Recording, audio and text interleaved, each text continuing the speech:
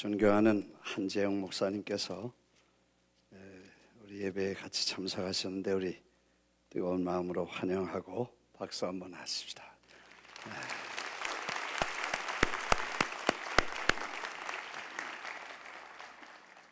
저렇게 안창희 목사님도 가끔 오시고 은퇴하면 저렇게 시간이 많으셔서 여기저기 가시는 것 같아 부럽습니다.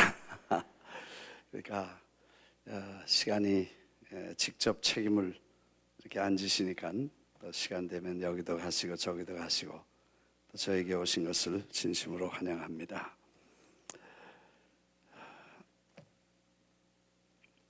오늘 성경 본문은 사도 바울이 에베소에 있으면서 고린도 교회의 문제점을 지적하고 그 편지를 쓴 내용 중에 마지막 부분입니다. 그래서 내가 고린도 교회에 가겠다. 그러나 그냥 지나가는 길에 들르지는 않겠다. 한겨울을 좀 보낼 듯도 하다. 뭐 그런 말씀이죠. 이제 16장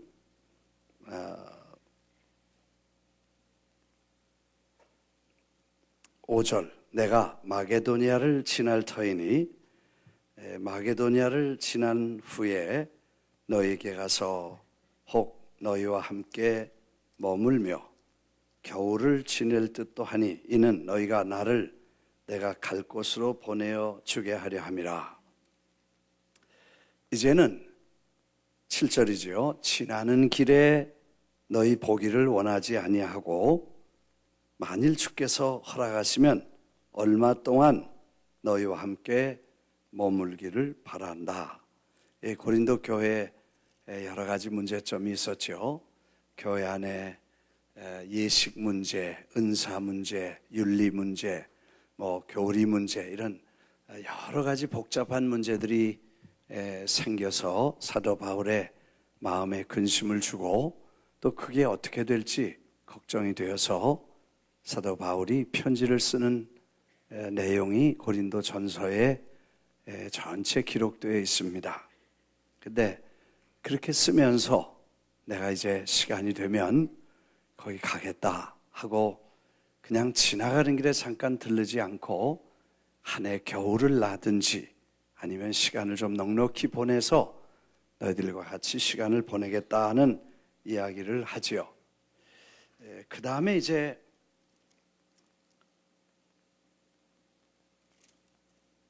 오순절까지는 못 간다. 에베소에 머물러 있게 될 건데 왜냐하면 그 에베소에 광대하고 유효한 문이 열렸으나 대적하는 자가 많다. 그러니까 에베소에 할 일이 많고 또 하나님께서 그 위대하고 great 하나님이 큰 그런 문을 열어주셨다. A great door for effective work has opened. 영향력, 효과적인 큰 문을 열어주셔서 선교할 수 있도록 이렇게 기회를 주셨다. 그래서 고린도 교회 문제가 있지만 거기 갈 수 없고 당분간 여기서 이 일을 처리하겠다 하는 이야기를 하게 됩니다. 이거 바울 사도가 그렇게 문이 열려서 길이 열렸다. 큰 문이 열렸다. Effective work. 효과적으로 복음을 전할 수 있는 문이 열렸다 하는 얘기를 오늘 쓴 내용입니다. 사실 지금 세계는 선교의 문이 점점 좁아지고 있습니다. 이슬람계에도 좁아지고 있고 또 점점 세계 처처에 가도 복음을 마음 놓고 전하거나 이렇게 힘차게 전하거나 역사하기 어려운 시대가 되어가고 있습니다. 무슨 특별히 뭐 공산 세계라든지 사회주의 국가라든지 혹은 이슬람 세계라든지 이런 특별한 기관, 나라, 지역만이 아니라 그 외에도 수많은 그런 지역에 이 현대 문화적으로 복음이 전파되기 참 어려운 시대, 문이 점점 닫혀가고 점점 어려워지는 그런 시대에 있다는 것은 선교 현장에 있는 분이나 전략가들이나 많은 사람들이 그것을 말합니다. 그런데 이제 그런 중에 우리에게 하나님께서 많은 문을 여시고 효과적인 문을 여셔서 저희들이 이렇게 하나님이 놀라운 일을 이루시는 것을 경험하고 그렇게 체험할 수 있었다는 것은 참 특별한 하나님의 은혜인 것입니다. 지난번 베네수엘라에 갔었을 때 저희들이 생각해 보니까 하나님의 능력, 일하시는 역사는 참 놀랍다. 하나님께서 문을 여시면 닫을 자가 없다고 하시던 말씀처럼 하나님이 여시면 닫을 자가 없고 하나님이 하시면 막을 자가 없다. 어느 정치나 이념이나 사상이나 제도나 체제나 정부나 권력이나 어느 지도 체제나 어느 국가라도 하나님이 문을 여시면 막을 수 없는 하나님의 위대한 능력을 저희들이 경험했습니다. 아멘. 네. 그래서 참 생각해 보면 우리는 그런 열린 문, 놀라운 오픈 도어, 문이 열려 있는 하나님의 새로운 열린 문을 발견하고 그리로 우리가 지금 414이라는 이슈로 그리고 문화라는 주제를 가지고 그들에게 가까이 가서 정말 수많은 어린아이들을 주님께로 인도하는 일을 하나님의 지혜와 하나님의 방법과 하나님의 시간과 뜻으로 그 일을 하게 된 것이 우리가 얼마나 놀라운 일이고 다행스러운 일이고 감사한 일이라고 생각이 되는 것입니다. 사실 지금 시대는 우리가 그냥 현대라는 단어를 쓰지 않고 초현대라는 이름을 씁니다. 포스트 모던이라고 아주 초현대, 아주 극현대, 이 현대 중에서도 최후의 현대라고 이름을 붙이는 그 포스트 모던 그리고 포스트 모더니즘 뭐 이런 단어들을 쓰게 됩니다. 그 포스트 모던 시대는 어떤 시대인가를 우리가 잘 이해하면 아마 우리가 지금 하고 있는 일을 좀 더 이해할 수 있고 하나님께서 왜 우리에게 이런 일을 이 시대에 시켰는가를 이해하는 데 도움이 될 것입니다. 21세기는 산업 생산 시대가 아닌 문화 생산 시대다.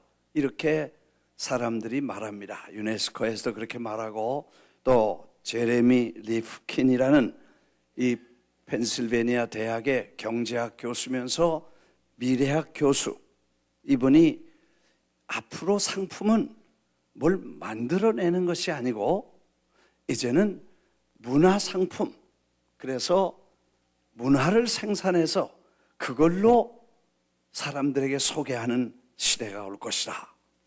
이해가 되는 것은 전에는 미제, Made in USA, 그러면 미국에서 만든 모든 물건은 뭐 라디오라든지 자동차라든지 뭐 이런 거는 다 미제, 그리고 국산, 그러면 무슨 얘기인지 아시죠?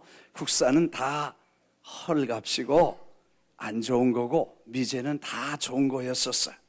또 일제는 뭐든지 환상적이고 한국제는 엽전이라 그랬었어. 그래서 한국에서 만든 거는 별로 쓸 게 없어 금방 고장나기 때문에. 근데 그건 다 옛날 얘기고 요즘 나라마다 다 만들어. 자동차도 현대에서 만들고 일본에서도 잘 만들지만 한국 삼성은 더 잘 만들고 더 비싸. 야, 그러니까 보면 그런 물건들은 잘 만드는 데서 다 만들어 와. 그리고 싸구려라든지 생활 필수품 같은 거는 중국에 공장을 두고 전 세계가 거기서 싼 임금 가지고 막 찍어서 덤핑해서 그래서 온 세계 어디 가든 메드 인 차이나 빼놓으면 아무것도 시장에 없을 만큼 그렇게 됐어. 그러니까 세계는 이제 공장 따로 있고 만드는 사람 따로 있고 그 쓰는 사람 따로 있고 그렇게 해서 전 세계가 유통, 커뮤니케이션을 해가는 그런 시대가 됐는데 이제는 그런 상품을 만들어서 파는 시대가 아니고 이제는 문화의 상품 생산을 해서 파는 시간이 됐다 하고 말하는 얘기가 우리가 지금 점점 실감이 나는 시대가 되었습니다. 그래서 그걸 이 제레미 리프킨이라는 교수는 3차 산업혁명이라는 책과 또 육식의 종말, 소유의 종말, 노동의 종말 뭐 이런 인류가 가지고 있는 기본적인 문제점들을 파헤치면서 미래에 어떻게 될 것인가를 예측한 그의 책들을 보면 앞으로는 문화를 생산해야 된다 그렇게 말했습니다. 앞으로 각광받는 산업은 예전처럼 상품과 서비스를 파는 산업이 아니고 다양하고 광범위한 문화적 체험을 파는 산업이 될 것이라고 말했습니다. 아마 그래서인지 한류가 뜨니까 전 세계에 알려져서 강남 스타일, 소녀시대, 연속극 이런 거에 아랍계, 중국, 남미 어느 세계에 가도 한국 연속극 나오는 시간만 되면 동네가 조용하대. 그만큼 문화 상품이 세계에 팔려지는 시간. 그게 그렇게 당장 먹고 쓰는 것보다 보고 즐기는 걸 더 좋아하는 상품의 가치가 있다고 느끼는 시대가 되었다는 것입니다. 그래서 이런 시대를 우리가 맞고 있고 그런 시대의 특징이 뭐냐 하면 많은 특징이 있는데 그 모던 시대의 문화의 특징은 상대주의, 다원주의 문화다 이렇게 표현을 합니다. 그러니까 사람이 이제 시대가 바뀌면 문화가 어떻게 바뀌고 문화는 사람들의 생각과 의식 구조를 말하지요. 그러니까 사람들의 생각과 의식 구조가 어떻게 바뀌는가를 보면 전에는 절대주의 그리고 단일 하나님은 한 분이시고 하나님은 절대자이시고 말씀은 절대이고 그 말씀은 진리다 이렇게 배웠고 그리고 가르쳤고 그게 일반적인 상식과 문화로 통했었습니다. 그러나 이제 그런 시대가 아니고 이건 절대와 유의를 부정하는 상대와 다양을 추구하는 문화가 되어 간다는 것입니다. 그 다음에 변화의 시대, 전에는 육지의 문화였으면 이제는 물의 문화다 그렇게 할 만큼 세상이 바뀌었는데 산과 육지는 든든하게 움직이지 않고 흔들리지 않고 그 자리에 있습니다.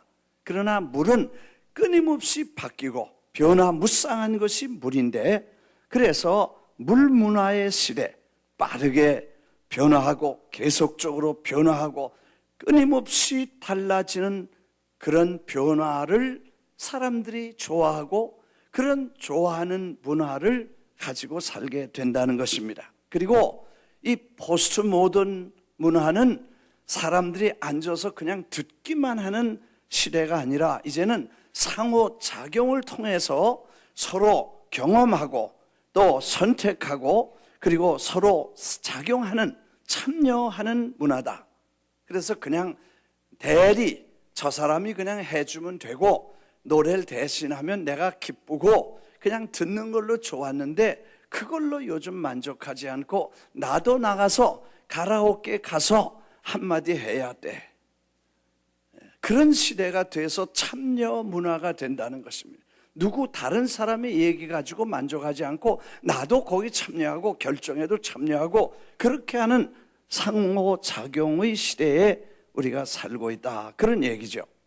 그래서 절대와 유의를 부정하고, 그래서 이성보다 감성을, 그리고 합리와 이성이 진리가 되었지만 이제는 느낌이 진리가 되고 감성과 경험을 중요시하는 문화가 돼간다는 것입니다. 참 놀라운 것은 이제 우리는 전에 생각을 많이 하고, 그래서 진리가 뭐냐 하는 걸 탐구하고, 그 다음에 정의와 진리와 자유와 원칙을 소중하게 여기면서 그걸 추구하고 그걸 위해서 연구하면서 그렇게 노력하는 시대였습니다. 그래서 사람들은 올바른 게 뭐고 정의가 뭐고 진리가 뭐고 이걸 찾아 애썼는데, 이제는 그런 시대가 아니고 그냥 감성, 느낌이 중요하고 경험이 중요하다는 것입니다. 그래서 이런 것들을 추구하느라고 사람들이 막 헤매고 다니는데, 이걸 포스트 모던 사회다, 이렇게 사람들이 말합니다. 그리고 이미지와 영상을 중요시하는 문화가 됐다. 전에는 그냥 문자 혹은 언어가 중요했습니다. 그래서 말하고 연설하고 설명하면 됐는데, 이제는 그런 게 통하지 않고 이제는 문자와 영상과 그런 이미지가 사람들에게 와야 된다는 것입니다. 예를 들어서 나이키라는 거 하면 무슨 생각이 나요? 다른 건 아무것도 생각이 안 나고 그냥 액센트한 이런 마크만 생각이 나. 그러니까 나이키 그런 설명이 필요 없어. 그냥 이거 하나면 사람들에게 박힌 것은 언어보다 더 중요하게 이미지가 들어간다는 것입니다.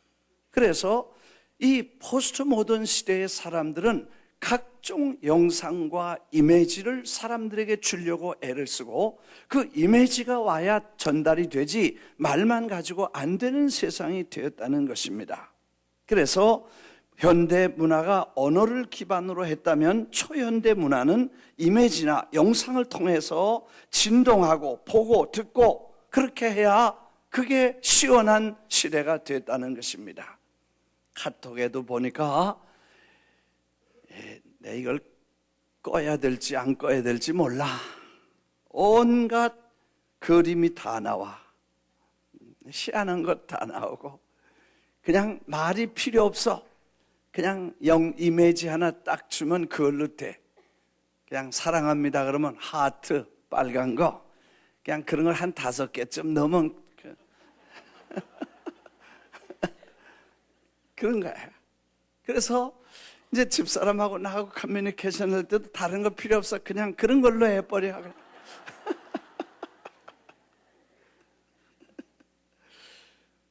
그리고 그냥 진동하고 보고 듣고 느끼고 보고 읽고 이런 시대가 왔다는 거예요. 사실 이거 없을 때 우리가 어떻게 살았는지는 이게 참 궁금해. 사람이 간사하고 간교한 게 이거 없으면 죽는 줄 알고 사람들이 그래. 그래서 이런 진동하고 보고 듣고 그 까똑까똑한데 잠도 못 자게 하는 걸 왜 못 끄냐? 그걸 기다리고 있기 때문에 못 끄는 거야. 이런 시대가 우리가 되어서 이 사람들에게 어떻게 우리가 하나님이 근데 놀라운 것은 그런 시대가 되어서 마지막 특성이 뭐냐면 영성 문화. 이 포스트 모더니즘이 마지막에 사람들에게 특징이 뭐냐 하면 영성을 추구하는 모습을 발견하게 됩니다.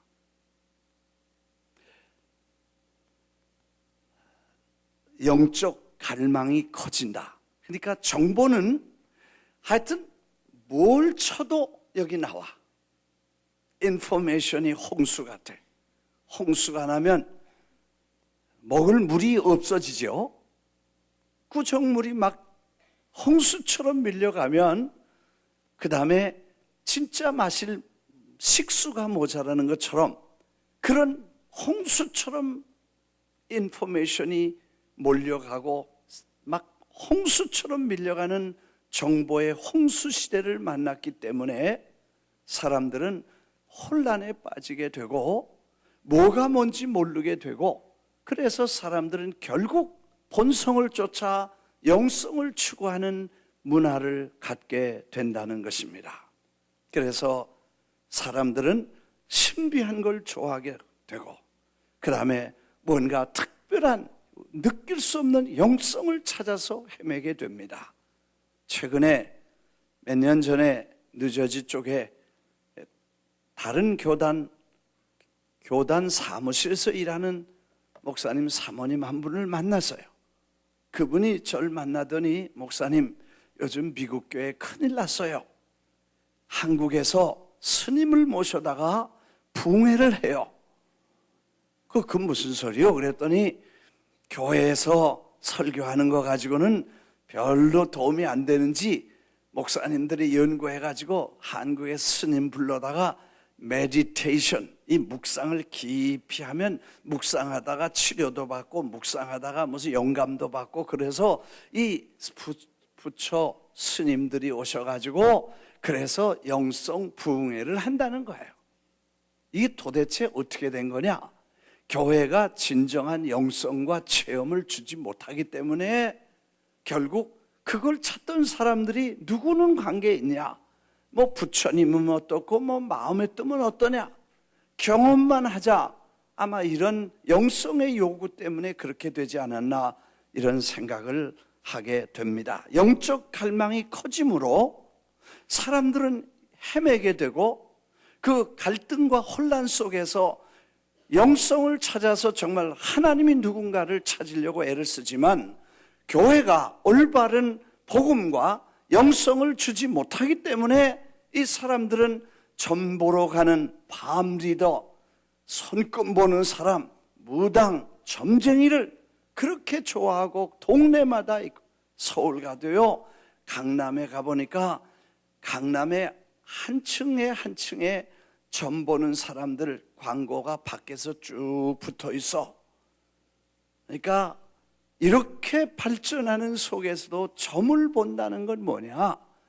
내일에 대한 불안감이 있고 영성이 채워지지 못하는 인간은 결국 껍질만 남은 인간이 된다는 것을 사람 스스로도 안다는 것입니다. 그럴 때 우리가 교회가 올바른 방향과 영성을 주지 못하면 이 사람들이 어디로 가겠냐 하는 것이 오늘 이 포스트 모던 사회 문화를 분석한 분들의 지적이었습니다.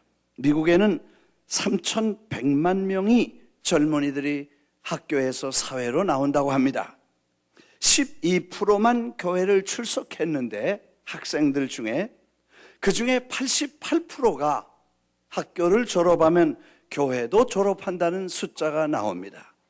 얼마나 우리 교회가 이 사람들의 영성에 충족시켜주지 못했는가를 우리는 깊이 생각하게 됩니다. 총신대 신국원 교수가 이 기독교와 포스트 모더니즘을 연구하면서 정말 교회가 이제 새 시대에는 영성과 체험을 이렇게 보고 느끼고 다양한 이런 사람들을 참여시키고 영성과 이미지를, 하나님의 이미지, 교회의 이미지를, 신앙의 영성의 이미지를 주고 체험할 수 있는 이런 문화적 이해를 통해서 사람들을 그리스도께로 인도하지 않는다면 88%가 학교를 졸업하면서 교회도 졸업한다는 이야기를 하게 되었습니다. 그래서 초현대적 문화를 이해하고 목회에 적용할 뿐 아니라 그런 문화 속에서 어떻게 선교하는가 하는 것을 좀 더 교회는 연구해야 된다고 그분이 말했습니다. 그래서 유동적이고 생수처럼 변화를 주고 교회가 전통과 예식에 묶여있지 아니하고 날마다 새로운 변화와 그런 흐름과 그리고 그런 새로운 생수를 교회에서 줄 수 있어야 된다. 그리고 다른 사람의 경험이 아닌 내가 경험할 수 있는, 설득이 아닌 체험을 줄 수 있는 이런 목회가 돼야 되고, 우리 신앙이 그렇게 바뀌지 않는 이상 이런 초현대에 맞는 교회가 될 수 없다는 이야기를 했었습니다. 물론 외형적인 변화와 내적인 충실이라는 것, 또 포장과 내용을 착각하지 말아야 된다는 거 우리가 이해합니다. 이제 이 사도 바울께서 이 에베소에서 효율적이고 큰, 우리말로는 잘 이해가 안 되게 한문에서 나왔기 때문에 공효한 문이 열렸다, 광대한 문이 열렸다, 이런 거를 우리가 말하면 이해가 잘 안 돼. 이거 한문 하신 분들은 이해가 되겠지만 한글만 배우신 분들은 이게 뭔지 모르겠어. 근데 영어로 보니까 great door와 effective work, 그런 효과적이고 넓은 기회가 생겼다고 말씀을 하는 걸 보면서 하나님께서 지금 그쪽의 문화에 관심을 두시고 그 변화를 느끼면서 변화된 모습으로 그들에게 나가서 그들을 주님께로 인도하는 그 문화적 선교에 대한 관심이 과연 하나님께서 우리를 인도하시지 않았겠는가, 그런 생각을 합니다. 사실 예수님도 그때 그 당시에 벌써 예수님의 설교는 늘 아주 가시적이고 그냥 느낄 수 있는 말씀이었습니다. 꽃을 봐라, 보여주는 목회였으며 그의 메시지는 늘 사람들에게 체험시키는 메시지였습니다. 그래서 우리가 새로운 시대에 그렇게 가시적이고 변화무쌍한 세상에 변화된 그런 메시지를 전할 텐데, 그럼에도 불구하고 그 내용과 본질은 변화되면 안 된다는 것입니다. 이해가 되시면 아멘 하십시오. 자, 이제 설교의 중간에 들어갔으니까 주무시는 분도 이제는 깨시고, 아멘. 성가대가 다 카운트하고 있어. 누구누구가 좋으시는지. 끝나고 나면 만나거든, 식사 때. 어젯밤에 연속곡 많이 봤어? 그렇게 물어보세요. 그러면 그렇게 물어보면 진짜 연속곡 많이 보신 분은 찔려. 밤새도록 일하고 아침에 오신 분은 괜찮아. 그렇게 뒤에서 다 보여요. 근데 여기서 다 보니까 성가대도 수많은 사람이 보니까 옛날에 졸던 분도 안 졸더라고. 좀 어둑하게 해놔서 그렇죠. 그렇지만 다 보이죠. 거기서 저기 앉아있는 게 얼마나 힘든지 몰라요. 가만히 앉아있어야 돼. 이거 한번 올리면 사람이 다 거기 쳐다보니까 설교자 안 보고 거기 보신다. 오늘 넥타이 두 분은 칼라 다른 거 맨 거 다 보이잖아요. 그렇잖아요? 나 안 봐도 봐라. 그 다 보이는 거야. 그래서 서로 워치해 주는 게 중요해. 오케이. 그래서 포장이 중요하냐, 내용이 중요하냐. 내용은 바뀌지 않고 포장은 얼마든지 바꿔야 된다. 그게 오늘 주제입니다. 오히려 내용은 계속해서 보수적이고 기초에 머물러야 되고, 그 포장과 그런 딜리버리하는 방법론은 바뀌고 변화에 민감해야 된다는 것이, 이게 우리가 오늘 주제를 삼은 내용들입니다. 문이 열렸습니다. 하나님은 문을 열어주셨습니다. 참 놀라운 문이 열렸는데, 이상하게 하나님께서 프라미스 교회를 지난 5년 동안 갑자기 이민교회, 단일교회, 조용한 교회, 그냥 별로 뛰어나지 않은 우리 한국 교회를 이상한 방법으로 하나님은 이렇게 애들 말로 띄워주셔서 떴어. 이상해. 우리 어느 플로리다에 있는 집사님이 저 카나다에 토론토에 가서 식사를 하는데 식당에서 식사들을 다 하는데 목사님들 모임이었나 봐. 그냥 밥 먹다가 옆에서 하는 얘기 들어보니까 414 운동 뭐 이런 얘기 하더라는 거야. 그래서 그분이 편지를 써서 목사님 414에 카나다에 가서 밥 먹는데도 414 얘기가 나오는 걸 보니까 기분이 좋았습니다. 뭐 그 정도로 떴어.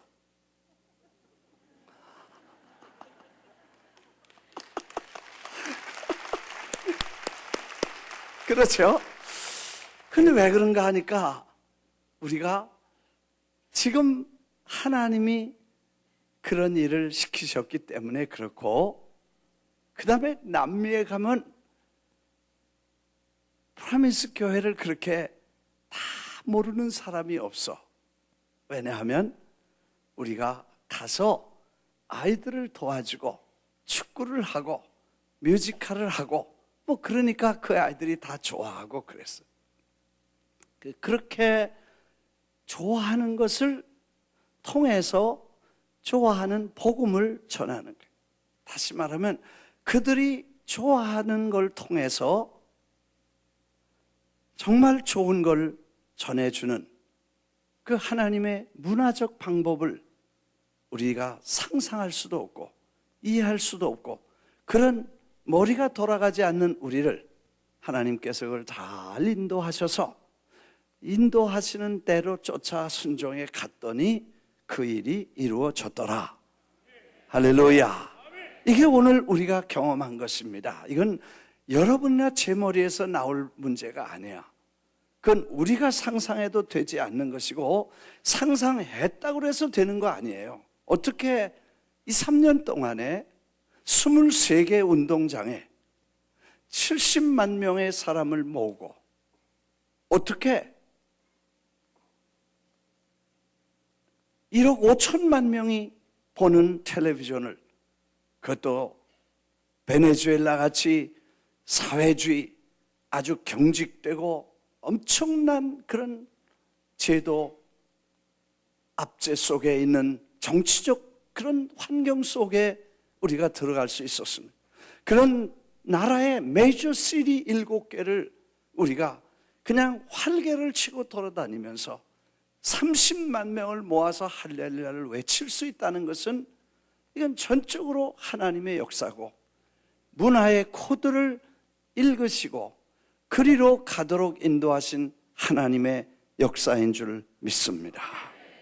그런데 그런 역사를 보면서 우리가 이 포스트 모던 사회에서 잊어버리지 말고 다시 back to basic 해야 될 중요한 내용을 오늘 우리는 다시 한번 컨펌 해야 되는데, 그것이 복음인 것입니다. 고린도전서에 보면 내가 예수 그리스도 십자가에 죽으신 그리스도 이외에 아무것도 알지 않기로 했으며 예수 그리스도의 십자가의 죽으심만 자랑하겠다고 했고, 복음, 영혼을 구원하는 십자가의 복음만이 사람을 구원할 수 있고, 이 세상에 뛰어난 이름 예수 그리스도의 이름만이 복음이라는 것을 우리가 잊어서는 안 된다는 것입니다.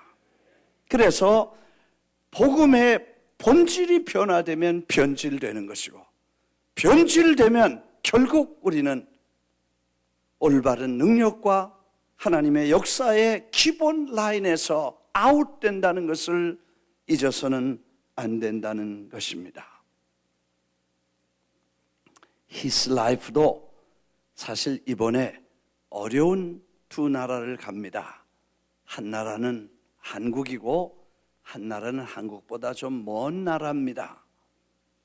거기 간다는 것이 쉽지 않고, 또 가서 예수님의 생애를 브로드웨이 뮤지컬 같은 그런 뮤지컬을 가지고 가서 예수님이 누구다고 설교는 안 하고 아마 예수님의 생애 출생부터 십자가 죽으시고 부활 승천까지 다 설교를 하려면 최소한 1년 걸려야 부활절, 크리스마스, 그리고 고난주간 뭐 이거 다 거쳐야 설교 한번 할 텐데 그 한 짧은 시간에 예수님의 생애를 전체를 설교할 수 있다는 것은 참 놀라운 일입니다. 설교보다, 그래서 제가 늘 그 기자들에게 그런 말씀을 드립니다. 100편의 설교보다 잘된 한 편의 뮤지컬이 더 효과적일 수 있다, 그렇게 말씀을 드립니다. 그 이유는 사실 그 감동과 그 가시적인 그런 뮤지컬이 사람들에게 시대적으로 그렇게 잘 전달이 됩니다. 한 세기 전에는 설교만 가지고, 그때 이런 거 없었습니다. 영상 뭐 이런 거 찍는 거, 보는 거, 그리고 요즘 나오는 이런 영상 매체 하나도 없었습니다. 그냥 설교하고 받아 적는 거, 그게 다였습니다. 그때 그걸로 은혜를 받았습니다. 근데 지금은 이런 거 저런 거 굉장히 다 나와서 설교만 가지고 충분하지 않고, 이제는 가시적으로 보이는 것이 오히려 더 이펙티브하게 사람들에게 더 충격적으로, 더 효과적으로, 더 감동적으로 전파될 수 있는 내용을 우리에게 허락하신 줄 믿습니다. 그건 누가 계획했겠어요? 그렇게 하려고 그랬어요? 그냥 하나님이 인도로 해서 가다 보니까 불안선에 있는 뮤지컬 팀 예수님 랜디도 모시고 오게 되고, 그 다음에 그분들도 같이 오게 되고, 우리 히스라이프 팀들도 같이 가고, 어른, 애, 노인 다 합쳐가지고 하다 보니까 그게 히스라이프가 우리께 된 거예요. 그리고 그걸 가지고 가보니까 그게 이 일하는 대작품이 된 거예요. 아멘요. 참 이건 이 문화와 시대에 얼마나 잘 맞는 하나님의 각본인가를 우리가 가면 갈수록 깜짝 놀라게 돼요. 그리고 우리 교회는 하는 게 뭐냐? 갑시다 그러면 예 그러고 그냥 뛰어나가는 것밖에 없어. 할렐루야. 뒤도 안 봐.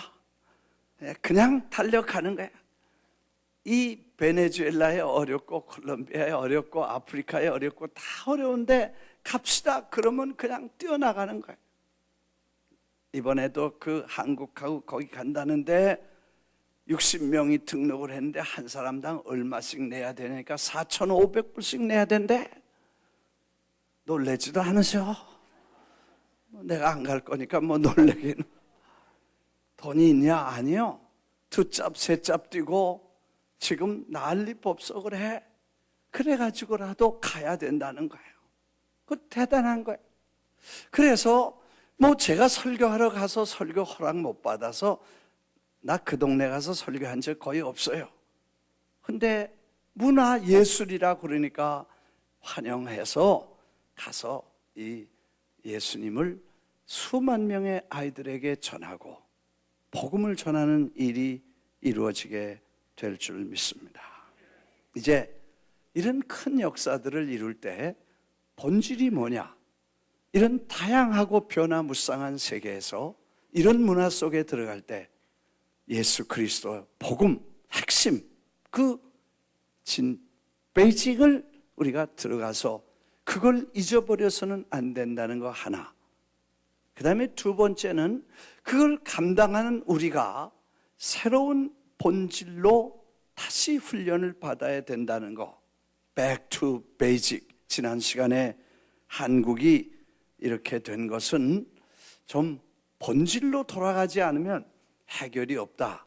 서울대학 교수 한 분이 그런 글을 썼다고 했죠. 그래서 한국의 이미 기성세대 가지고는 생각을 바꿀 수 없다. 그래서 국민학교 말하는 이 초등학교, 중학교, 고등학교에서 60만 명씩 사회로 배출되는 이 아이들이 어렸을 때에 경쟁이 아닌 협력, 그리고 지식이 아닌 인간적 지식이 아닌 인성교육, 곧 인간이 누구며 인간 자체가 누군가를, 그래서 사람의 본질적 교육을, 기본적 교육을 다시 세우지 않으면 한국의 이런 참사는 막을 수 없고 계속된다는 것은 설명이 필요 없는 일이다. 이렇게 얘기했던 내용들을 기억합니다. 그때 제가 말씀드린 기억나시죠?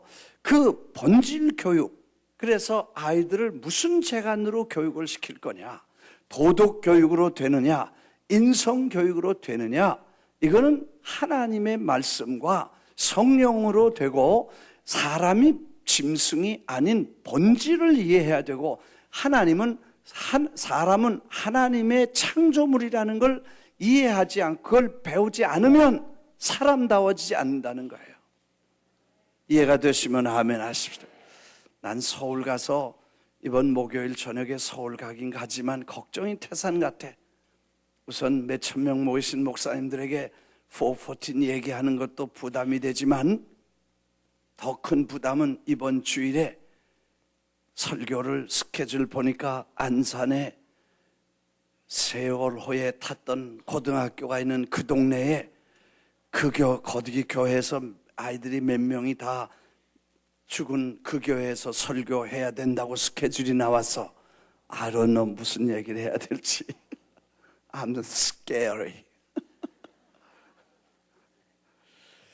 야, 어떻게 설교해야 될지는 아직 기도해 봐야 돼. 하여튼 그런 상황이 벌어진 것은 그냥 금방 생겨난 게 아니고 베이직이 잘못돼서 그렇다. 국민학교 들어가서 경쟁하고 남은 밟고 너는 살아, 남은 죽이고 또 너는 살아야 되고 저 사람을 죽일 때만 네가 올라간다. 그래서 다 자르면서 올라가고 서로 경쟁하고 다투고, 이런 교육을 가지고는 사회에 나와서 이런 일을 도저히 해결할 수 없다. 그래서 국민학교 아이들의 인간은 하나님이 지은 창조물이고 사람은 하나님의 형상을 닮은 존귀한 존재라는 것을 어려서부터 이해하고, 하나님은 사랑과 희락과 화평과 온유와 자비와 오래 참음과 양성과 충성과 온유와 같이 하나님의 성품, 성령의 성품이 우리 안에 들어와서 섬기고 참고 남을 이렇게 하는 것을 어려서부터 가르치지 않으면 이건 해결될 수 없다는 것이 우리가 받은 결론인 것입니다. 네. 네. 박수 한번 해야 돼. 네. 네. 그래서 440는 정말 본질적인 문제를 해결하는, 본질적인 이 중대한 인류의 문제를 해결하는 하나님의 마지막 콜링이고, 그걸 통해서 하나님은 이 세상에 시급한 비극과 고통과 아픔을 해결하실 위대한 명령을 우리와 사랑하는 동역자들에게 그걸 맡기시고, 버려진 아이들을 교회에서 품고 그들을 변화시킴으로 하나님의 나라를 세워갈 하나님의 계획이 있었다는 사실을 뒤늦게 미련한 우리가 깨닫게 되면서 하나님 앞에 감사한 마음을 갖게 된 줄 믿습니다. 그런데 그런 베이직에 더 베이직이 뭐냐? 이제는 우리 자신이 베이직으로 돌아가서 그런 군사로 부르심을 우리가 받은 우리가 군사의 기본 훈련이 뭐냐? 이 back to basic, 신자 한 분 한 분이 본질로 돌아가자. 지난 금요일에도 그런 말씀을 좀 드렸습니다만, 골프 선수는 슬럼프에 빠집니다, 가끔. 그래서 1등, 2등, 3등 하던 사람들이 129번째 들어갈 때도 있고 컷오프 당할 때도 있어요. 대회에 나갔다가 그냥 끝도 못 보고 그냥 한 라운드 하고 집으로 가라 그럴 때도 있으니까. 네, 그렇게 될 수가 있어. 왜? 그렇게 되면 그 다음에 자기를 가르쳐준 선생님께 가서 아주 기초 교육을 다시 받게 됩니다. 그래서 아주 기본 자세부터 시작해서 이제 어떻게 하는지 그 기본을 다시 몸에 익히고 난 다음에 그 다음에 다시 게임을 나가면 잘할 수 있다. 그게 이제 그분들이 하는 얘기들이죠. 그래서 우리가 신자도 이렇게 큰 일을, 놀라운 일을, 엄청난 일을 해놓고 그리고 바쁘게, 힘들게, 어렵게 많은 일들을 해놓은 몇 년이 지난 지금 이제는 다시 제자리로 돌아와서 기본 교육, 베이직, back to basic으로 돌아가서 우리 한 분 한 분의 신앙을 점검하고 개인적인 영성과 신앙의 본질을 경험, 확인, 체험, 확신해야 될 시간이 된 줄 믿습니다. 믿습니까? 그래서 우리가 기본으로 돌아가자 하는 얘기를 하고 지난 금요일에 그런 말씀을 드렸습니다. 우리가 그럼 기본이 뭐냐? 기독교 신자, 예수 믿는 사람, 순복음 뉴욕 교회 교인, 프라미스 성도의 기본이 뭐냐? 기본 기초가 뭐냐? 네 가지. 하나는 기도, 두 번째는 말씀, 세 번째는 찬양, 예배, 네 번째는 헌신. 이 네 가지가 기초적으로 준비돼서 지금쯤은 다시 하나님께서 더 큰 역사를 이루실 이 열린 문, 그리고 엄청나게 열려있는 이 Great Open. 사실 이번에도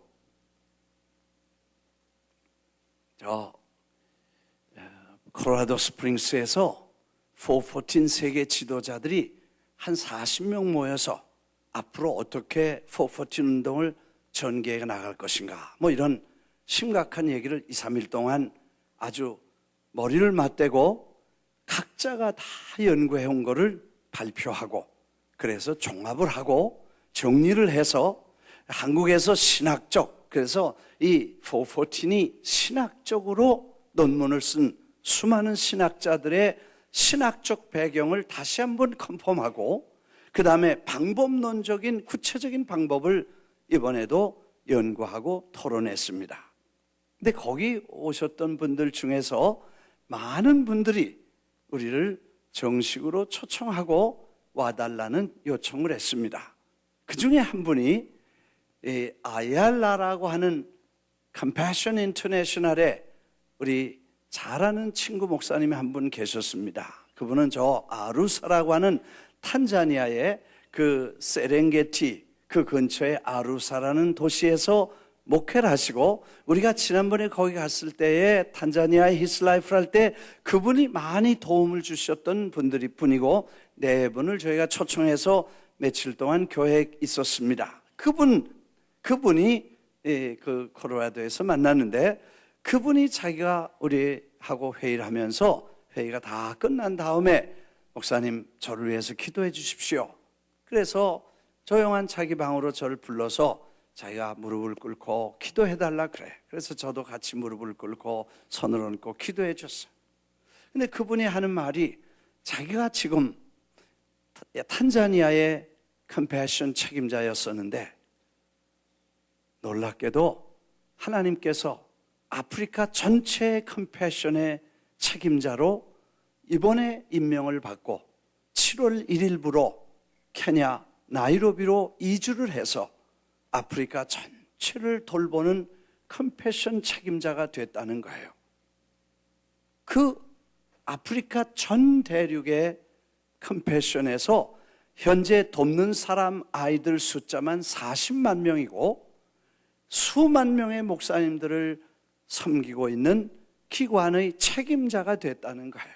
그래서 자기가 그 일을 감당하기에 너무 부족하기 때문에 목사님 기도해 달라고 그런 기도를 요청했습니다. 그래서 저도 기도해 주고 났는데 그 뒤에 한 말이 기억납니다. 목사님, 아프리카의 어느 나라든지 목사님 다 필요한데 바로 오셔서 아프리카 전체를 좀 도와주십시오. 히스라이프도 오시고 축구도 오시고 세미나도 해주시고 파워하우스도 해주십시오. 이렇게 요청을 하는 그런 내용을 들으면서 하나님께서 남미에 그렇게 매주 밟듯 다녔는데 이젠 고만 가라 그러시는가? 남미를 또 아프리카를 매주 밟듯 밟아야 되겠다. 할렐루야. 근데 그런 생각이 났어. 아멘. 할렐루야. 아무튼 이런 일들을 하나님이 여시는 걸 보면 엄청난 역사와 세계적인 일을 계속 열어가실 텐데, 본질, 여러분과 그 일을 감당하고 기도하고 맡을 우리에게 기본적인 본질이 잘 준비됐냐는 것이 지금 마치 항공모함이 한 번 출항했다가 돌아와서, 참 이번 항공모함을 우리 허 목사님과 젊은 팀들이 가셔서 잘 해주셨습니다. 저는 그동안에 휴가했고 그분들이 가서 잘하고 이 큰 사고 안 치고, 세월호는 조수 들어왔다가 조수가 이거 잘못 틀어서 그렇게 됐는지 하여튼 그렇게 됐다는데 항공모함 잘 끌고 다시 돌아왔어. 너무 감사하죠. 예.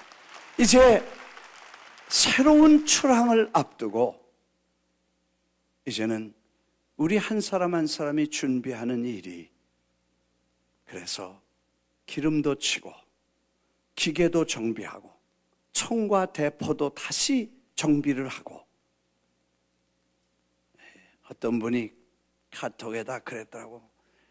항공모함 나는 뒤에서 이 화부가 돼서 거기다 뒤에 지하실에서 엔진룸에서 청소하고 불 떼고 그러느라고 그 위에서 일어난 건 몰라. 뭐 그렇게 했더라고. 그 사람은 정말 뒤에서 숨어서 기도하는 분인가 봐.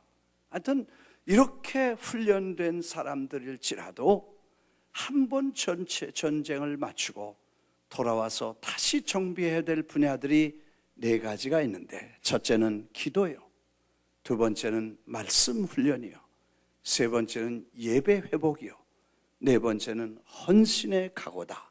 이 4가지를 다시 정비하고 back to basic 훈련이 필요하다는 생각을 하게 되었습니다. 그래서 우리가 첫째, 기도를 기본적으로 다시 한번 점검해야 될 것입니다. 아주 기초죠. 기독교는 기도하는 신앙이다, 그렇게 말했듯이 기도를 하고 있는가, 기도를 제대로 하고 있는가, 기도를 충분히 하고 있는가 하고 질문합니다. 그런데 놀랍게도 그 대답에 자신 있게 대답할 수 있는 사람들이 많지 않습니다. 중요한 이유는 첫째, 바쁩니다. 두 번째, 피곤합니다. 세 번째, 시간이 없습니다. 네 번째, 기도 안 하니까 버릇이 돼서 안 됩니다. 하려고 해도 안 됩니다. 많은 분들이 그렇게 됐습니다. 일하고 바쁘고 봉사하면서 약해진 부분이라고 보면 이게 중대한 문제라는 것입니다. 학개서에 보니까 하나님께서 하늘을 닫으시고 이슬이 멈췄다는 것입니다.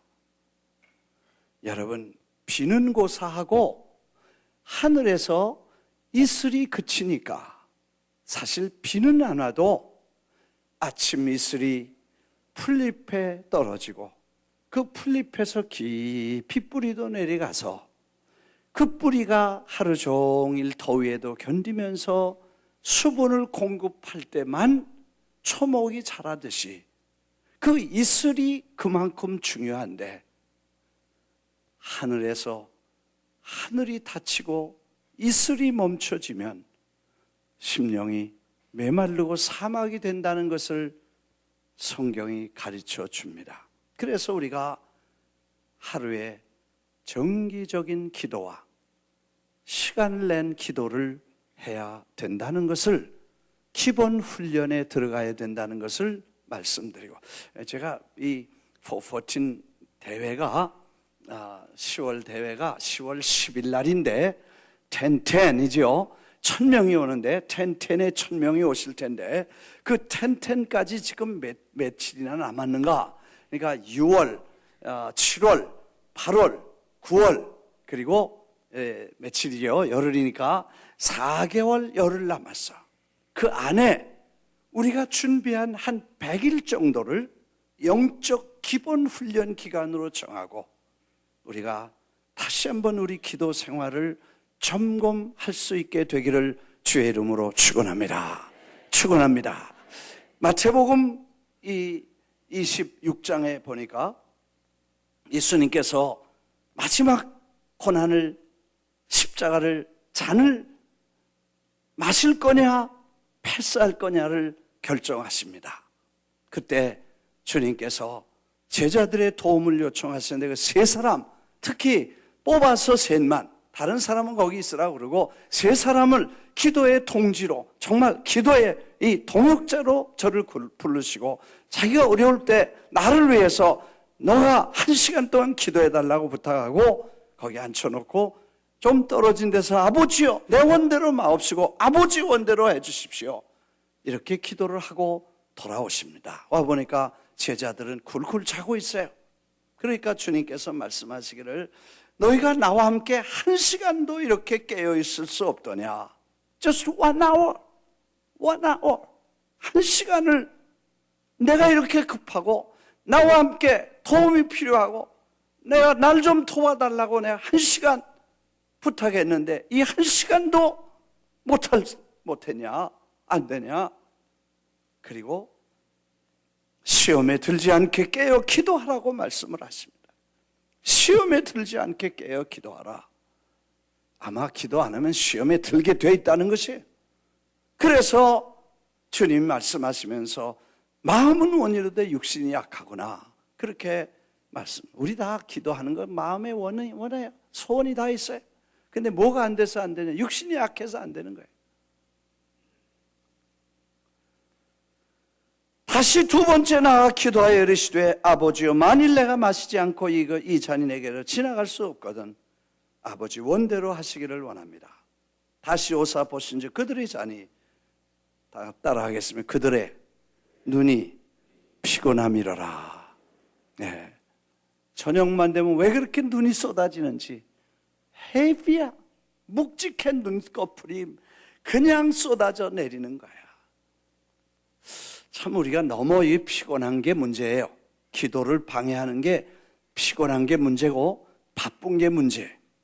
그래서 우선순위가 다 돈 벌고 놀고 일하고 이런 데 있기 때문에 이 프라이어리티가 저 끝으로 갔기 때문에 이거 다 하고 나면 눈꺼풀이 가라앉아서 기도하려면 잠이 오는 거니까 그렇게 된다는 거예요. 그래서 우선순위를 1번으로 바꾸지 않은 기도 생활은 실패라는 건 시작하지도 말아야 된다는 거예요. 그래서 우선순위를 1번으로 정하고 믿으시면 아멘 하십시다. 그래서 1시간을 하나님 앞에 기도하고 지난번에도 우죽 답답하니까 10분 이상 기도해라. 10분 하려면 안 돼. 앉았다 일어나면 10분인데 뭐 거기서 무슨 얘기를 할 것이요. 그래서 1시간을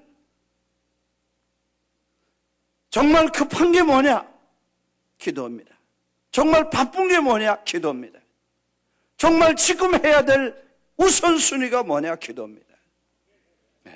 주시옵소서 말고 하나님 아버지가 주신 게 뭐고 주신 능력이 큰 게 뭐고 하늘에 주신 위대한 그 엄청난 기업 glorious inheritance가 뭐냐? 영광스러운 유업이 무언가를 눈이 보여. 이거 안 보면요 캐시만 보이고 현찰만 보이고 돈 버는 것만 보이고 그렇게 된다는 거예요. 그래서 우리가 시간을 전에도 그런 운동을 우리가 한번 했었죠.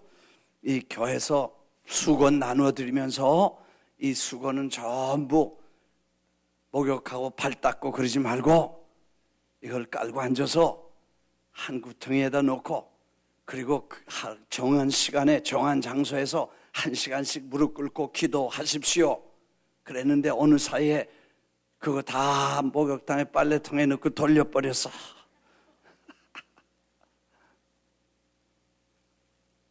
이거 큰일 났어. 요즘은 수건도 많이 안 줘, 교회에서. 조그만 거 줘.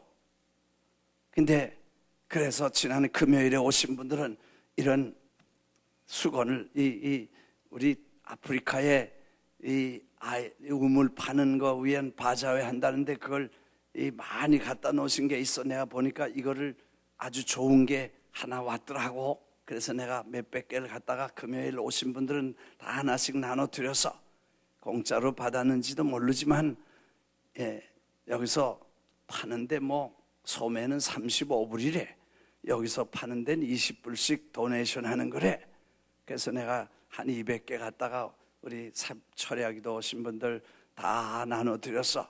기도하다가 우물 생각나거든. 20불 나중에 헌금하고, 그리고 이거 가져가서 이거 깔고 앉아보라, 그런 얘기를 한번 했어. 그랬더니 많은 분들이 결심을 하고 지금부터 100일 동안, 오늘부터 100일 동안, 왜 아멘 안 하세요? 뭐 좀 해봐야 뭐 왔다 갔다 하는 게 있어야 되지. 다시 하겠습니다. 지금부터, 오늘부터 100일 동안 이거 한번 깔고 앉아서 그 어느 시간에, 어떤 사람은 1시에 꼭 일어나서 1시간 기도하는 분도 있어. 어느 분은 3시에 일어나는 분도 있어. 8시에 주무시고 3시에 일어나는, 정말 좋은 습관입니다. 다 자는데 조용히 일어나서 이 블랭켓을 깔아놓은 데 올라가서 주님, 그리고 무거운 짐도 맡기고 주님의 생각도 이해하고 주님의 눈물이 뭔지, 주님의 관심이 뭔지, 주님의 아픔이 뭔지를 좀 느낄 수 있는 조용한 시간이 우리에게 필요할 줄 믿습니다. 그래서 이 말씀, 오늘 낮에 이렇게 많은 분이 그만큼 있는지 모르겠어요. 밖에 나가시면 보시면요, 하나씩 이렇게 가져가서, 돈 없는 분은 나중에 낸다 그러고 그냥 가져가세요. 뭐라 그러면 김 목사한테 말했다 그러고.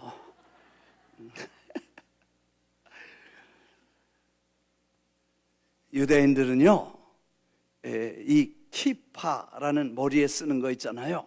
이거는 하나님이 위에 계시다, 하나님이 우리를 눌러주신다, 그런 뜻이야. 키파라 그랬는데, 그래서 이걸 눌러주시고 그걸 가지고 있고, 그 다음에 비행기를 타보면, LR이라는 이스라엘 비행기를 타보면 아침만 되면요, 유대인들이 무슨 이런 담요 같은 걸 전부 뒤집어 쓰고 앞자리로 나와서 전부 기도를 하는 거야. 이렇게 가지고 전부 이걸 여기다 쓰고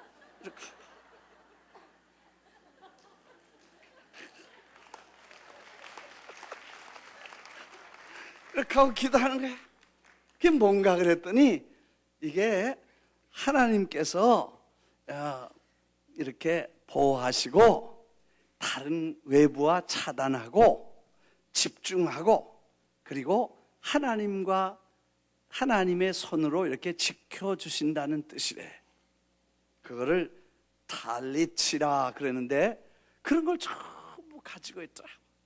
그래서 우리가 이걸 그런 의미에서, 우리가 정말 이 블랭켓, 기도의 블랭켓을 하나 가지고, 이걸 보니까 잘 만들었어. 이건 원래 애들 덮으라고 한 거야. 이걸 좀 깔고, 그리고 그 위에 앉아서 좀 진득하게,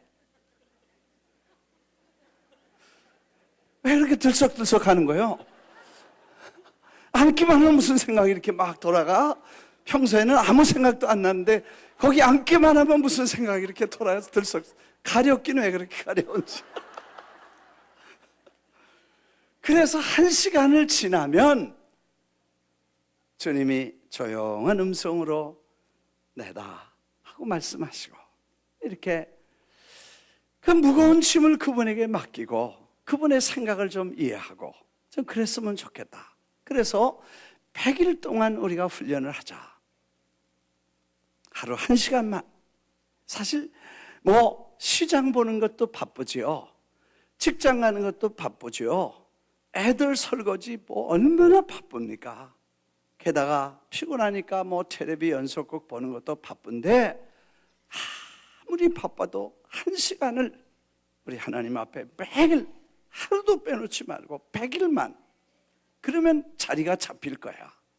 그리고 2시간, 3시간도 충분히 할 수 있어. 내가 생각해 보기에 여기 앉아 계신 여러분들만 하루 1시간을 무릎 꿇고 혹은 뭐 편안하게 앉아도 괜찮아요.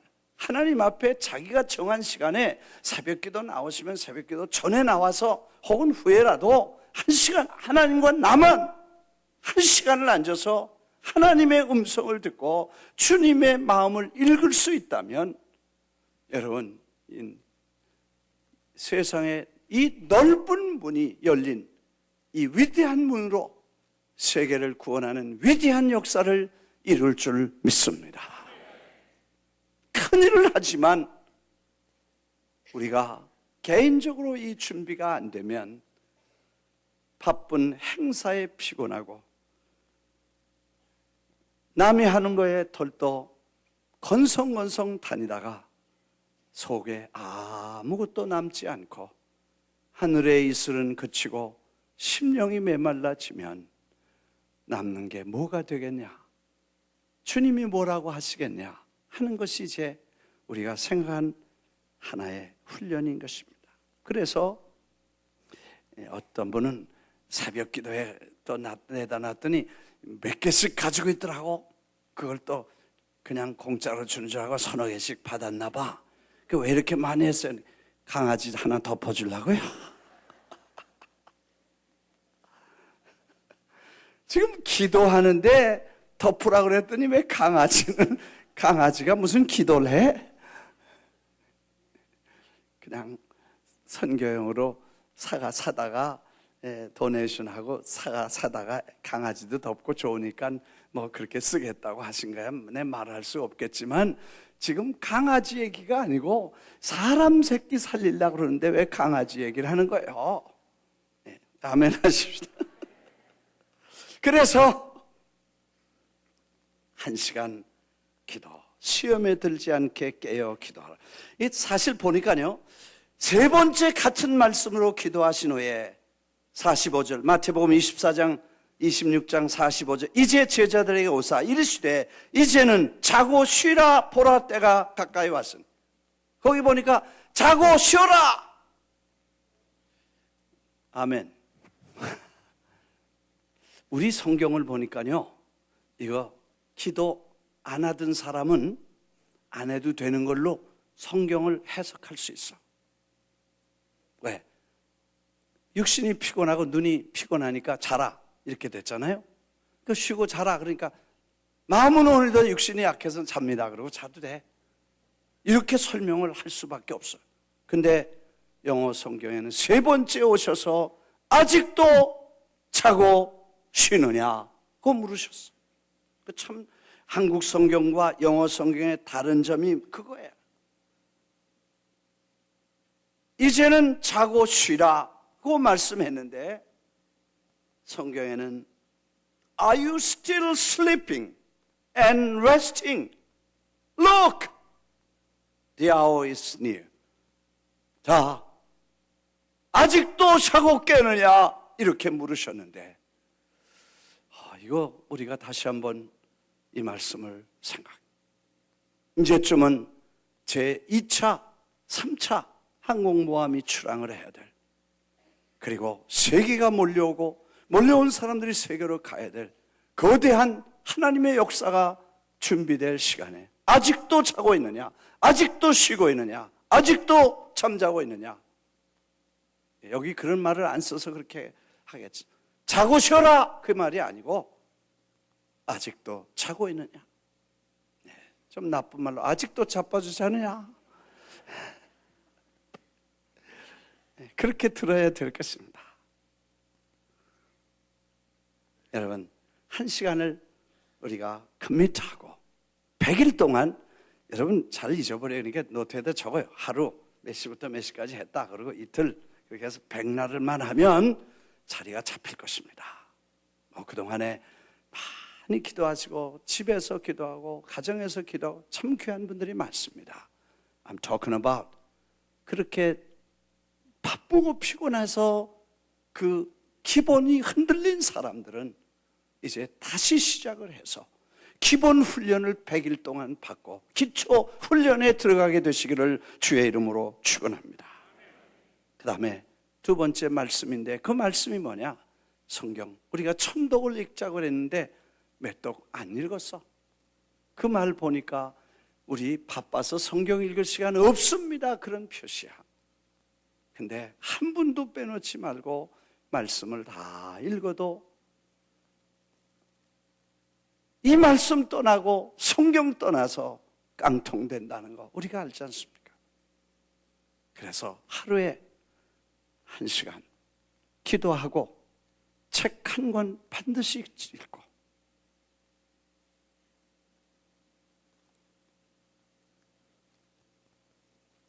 며칠 만에 끝날 것 같아요, 그럼? 예? 며칠 만에 끝나요? 66일 만에 끝나는 거예요. 아멘. 왜 아멘 안 해? 하루 한 권을 어째 그걸 끝난대요? 하루? 네. 근데 제가 해보니까요, 사람이 지혜가 있어야 돼. 생각을 잘하면 돼. 왜냐? 성경책 66권 다 150장 된 거 아니요? 어떤 건 한 장짜리도 있어. 바쁜 날은 한 장짜리 읽고, 오프 받은 날은 150장짜리 붙잡고, 그렇게 해서 66일만 가면 100일 안에 66일 만에 한 번 끝날 수 있어요. 네, 내가 이것까지 가르쳐드렸는데 못한다면 할 의지가 없다고 봐야 돼. 네, 따라하겠습니다. 안 바쁘면 긴 거, 바쁜 날은 짧은 거 붙잡고 해결하자. 할렐루야. 그렇게 해서 하루씩, 오늘 뭐 읽었다 100일을 놓고 66일 만에 한번 끝내봐요. 언제 시작하는 거 마음대로 하세요. 오늘 시작하든 내일 시작하든. 그러나 우리가 기본으로 돌아가야 되는 게, 말씀 없이 뭘 하며 기도 없이 무슨 큰일을 하겠냐는 거예요. 세상이 포스트 모더니즘 어쩌고 해도 내가 경험하지 않으면 안 되는 것이고, 내가 기도하지 않으면 안 되는 것인데, 그래서 우리가 말씀 보고 기도하고. 나는 여러분에게 오늘부터 시작하셔서 오늘 저녁에라도 밤 12시가 되거든 1시간 기도 결심했으면 그 시간에 하십시오. 그리고 책 한 권 오늘 읽기로 결심하면 안 될 일이 없습니다. 결심 안 해서 안 되는 것입니다. 다시 아멘 할 때까지 하겠습니다. 결심하면 안 될 게 없습니다. 결심 안 하면 되는 것이 없습니다.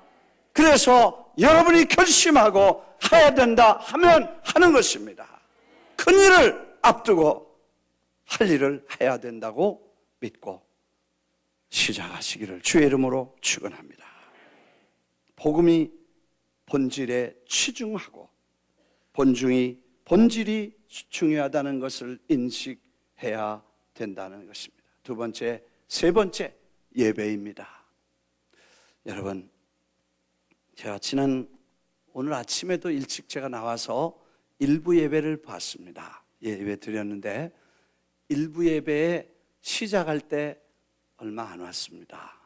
설교 끝날 때쯤 올라가 보니까 많이 오셨어. 그래서 이분들이 언제 왔는지를 모르겠어. 늦게라도 와서 안 오신 것보다 낫지. 그러나 잠깐 왔다 가면서 일부 예배 봤습니다. 예배 보는 사람들이요. 예배는 하나님께 대한 기본 자세입니다. 이게 기본이 돼야 됩니다. 오늘도 예배 시작할 때 많은 분들이 자리에 없었습니다. 10분, 20분은 의뢰의 디스카운트하고 끝날 때도 축도하다 보면 어떻게 눈 떠보면 벌써 복도에 나가 서 있어. 그 내려가서 밥 한 끼 얻어먹는 건데 그 좀 미리 가면 어떻고 늦게 가면 어떤지.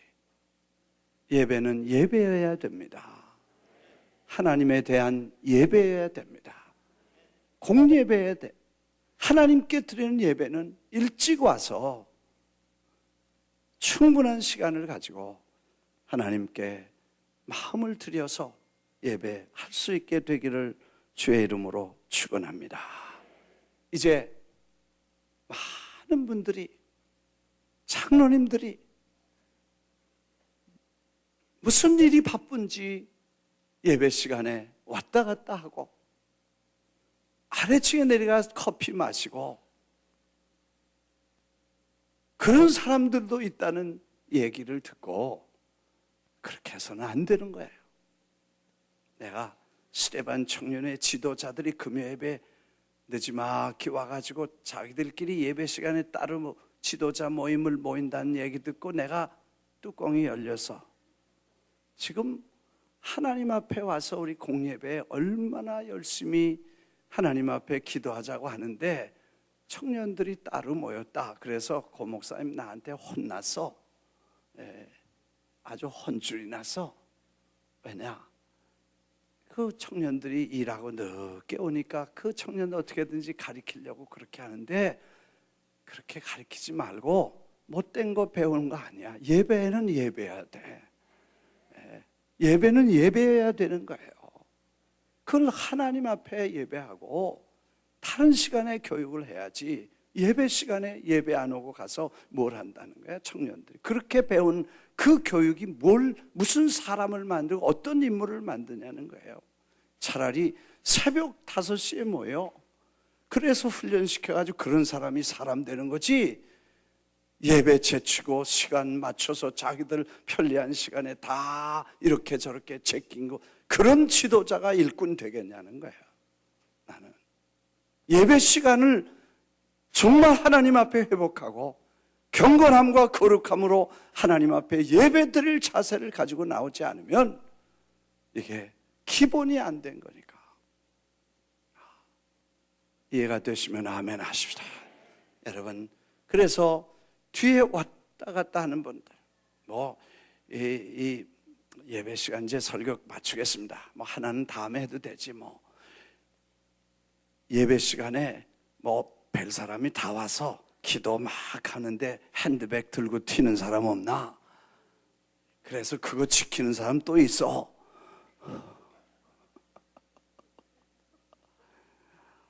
할 데가 없어 교회로 도둑질 하다 온 사람도 있어.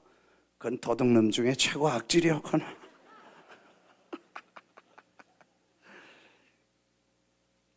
네, 그런 사람을 제외하고 정말 하나님 앞에 경건하게 예배드리고 그렇게 해서 예배가 은혜가 되고 감사하고 기뻐하고 영성이 회복되고 그래서 은혜의 단비가 오고 이슬이 내리고 이렇게 해야 기본 자세가 되고 그 훈련이 돼야 그 다음에 그 집단, 그 공동체가 일어나서 일할 때 하나님의 위대한 역사가 일어날 줄 믿습니다. 그리고 하나님과 하나님의 위대하신 능력을 믿고 나갈 때 체제나 사상이나 정부나 정권이나 어떤 어토리티라도 하나님 말씀과 능력 앞에 깨어질 줄 믿습니다.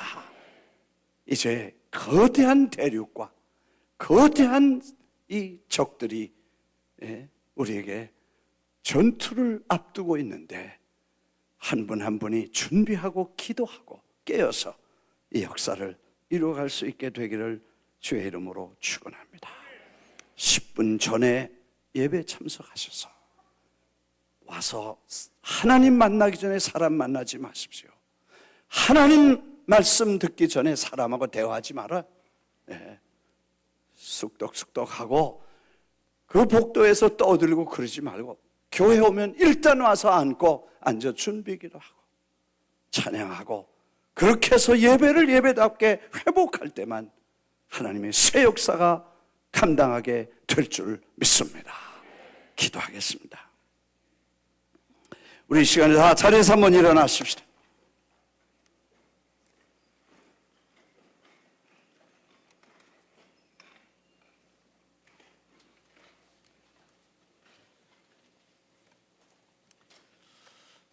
주님, 바쁘고 분주한 일들과 힘들고 어려운 환경 속에 저희들이 기본적인 자세를 다시 정비할 필요성을 느꼈습니다. 항공모함이 다시 회항해서 이제는 그 큰 다시 역사를 위해 정비하고 새로운 훈련과 기본 훈련을 통해 새 역사를 준비할 수 있게 하옵소서. 오늘 뜨거운 마음으로 주님 앞에 기도하겠습니다. 합심해서 한번 기도할 때 주여 3번 부르고, 주님 오늘 결심합니다. 결심 안 하면 아무것도 할 수 없지만 결심하면 하나님이 도와주셔서 할 수 있습니다. 주님 하겠습니다. 결심하고 주여 3번 부르겠습니다. 주여 주여 주여. 자비하신 아버지여, 이제 주님께서 우리에게 맡기신 막중한 사명을 여기까지 인도하셔서 열린 문이 넓게 열렸으며 효과적인 수많은 모든 세계가 우리를 기다리고 환영하고 열려 있습니다. 아버지여, 이제 나가게 하시고 이제 할 수 있는 이 위대한 결단을 우리가 할 수 있게 해 주시기를 기도합니다. 자비하신 아버지여, 이제 우리에게 이 사명을 감당하게 하시고 주의 능력의 손에 붙잡혀서 그 위대한 역사를 이룰 수 있게 해 주시옵소서. 주님 앞에 앉을 때마다 우리의 잘못을 뉘우치게 하시고 주님의 음성을 듣게 하시고 하나님의 위로가 임하게 해주시고 주님 말씀해 주셔서 주의 영이 같이 하시고 능력이 임하게 주여 도와주시기를 기도합니다. 아버지여, 성령이여, 이 시간에 도와주셔서 우리가 결단합니다. 하나님이 역사하시고 도와주셔서 누구를 막론하고 결심하고 주님 앞에 기도할 때 하나님의 역사가 일어나게 해주시기를 기도합니다.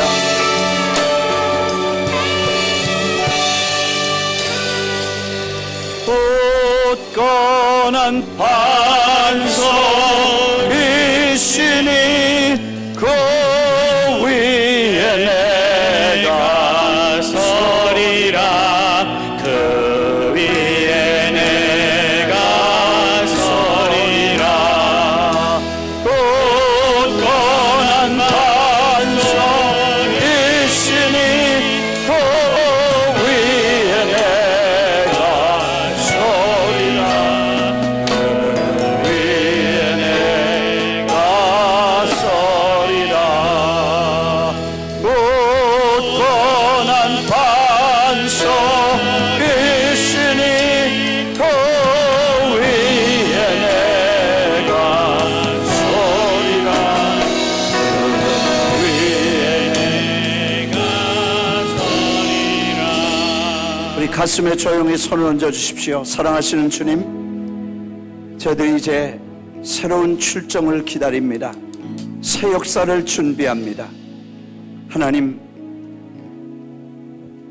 그동안에 우리가 피곤하고 지치고 육신이 약하고 일이 복잡하고 분주한 가정과 사업 일들 때문에 주님과 만남을 소홀히 하고 형식화되고 메마르고 이슬이 그친 심령이 메마름을 경험했습니다.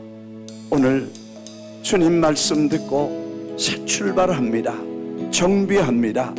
다시 새롭게 해주셔서 이제 하나님과 동행하는 삶이 이루어지게 하시고 하나님 새 역사를 준비하게 하옵소서. 아무리 바빠도 주님 기도하는 그 중요한 걸 제치지 말게 하시고, 아무리 피곤해도 주님 만날 수 없을 만큼 피곤하지 않게 해 주옵소서. 아무리 힘들어도 주님 앞에 앉을 수 없을 만큼 힘든 것이 없게 해 주시고, 이제 주의 음성을 듣고 주의 말씀을 듣고 하나님 앞에 힘차게 나갈 새 능력의 용사들이 되게 하옵소서.